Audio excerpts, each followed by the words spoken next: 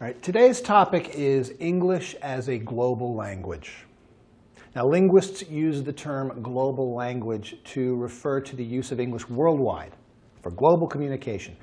I know some of you, your first languages are Spanish or Chinese, but English is our common language here in the classroom, what's known as the lingua franca.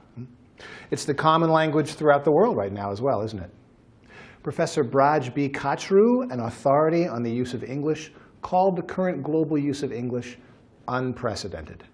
This means that in the history of the world, there has never been one language used by so many people. It just hasn't happened before. And it's important that we as linguists consider what it means for English to be a global language. Now, today I'm going to give you two contrasting points of view about English as a global language. One is that English is now used all over the world, and it's actually replacing other languages. Now, according to this point of view, English will be used instead of other languages in the future. Eventually, so this argument goes, it will be the only language people speak. Now, the second point of view is that English will not truly become a global language and replace other languages because it's not the main language spoken by people worldwide in their daily lives. Supporters of this point of view acknowledge that people all over the world use English every day to communicate in certain domains like business or science or government. They contend, however, that people have retained their first languages and will continue to do so. Now, this point of view is supported by linguist David Crystal, author of English as a Global Language and other books. So let's examine some facts that support the first point of view. Now, first, English is clearly the dominant language of business, science, and international travel. When we need a common language, whether in airports or hotels or at international meetings, it's English. If you take a taxi in Rome and you don't speak Italian, the driver is more likely to use English than another language, right? Now, in addition, the European Union uses English for both written and spoken communication. Scientists worldwide use English. Business schools in Europe are now teaching their classes in English. Even in France, a country that has fought very hard in the past to keep English out. I'm sure all of you can think of many situations where English is the common language. How about the internet? You use English there, don't you? Okay. Second, 75 countries use English as an official language in the government and in banks and so on. Now, for some countries, like England, English is the only official language. In other countries, like India, there's more than one official language. In India, Hindi and English are both official languages used to run the country.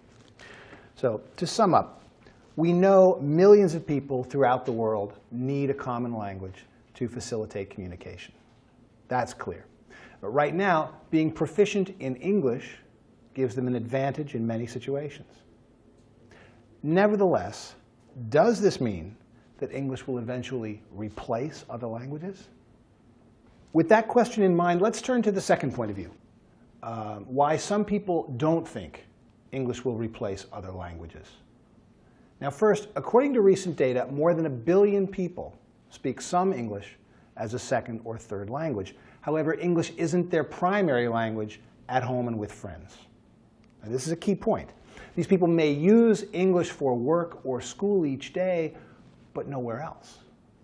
Right? Even in English-speaking countries, millions of people prefer to speak a language other than English all the time. For example, Spanish is very common in large cities like New York or LA. Second, I mentioned there are 75 countries where English is the official language, but this doesn't mean that everyone there speaks English. Not at all. Take India again. Most sources agree that less than half of the population actually knows some English.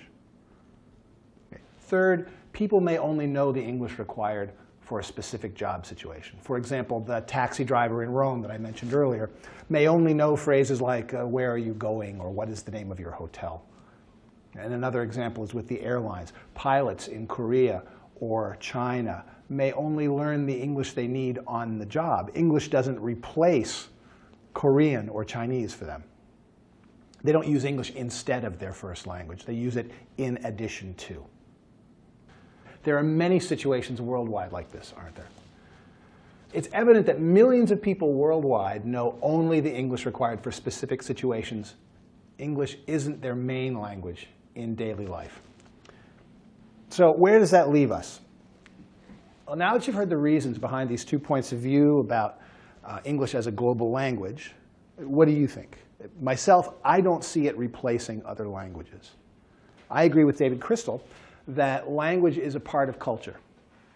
As globalization continues, the use of English spreads, people will want to hold on to their own languages and cultures more than ever. Do you agree? I want you to think about these questions. First, with English as a global language, do we need an international standard, a form that we all agree on? Question 2, if yes, which standard should we use? Or last question, is it okay to have different varieties of English, like Italian English or Japanese English? And why? Think these over. We'll see you next time.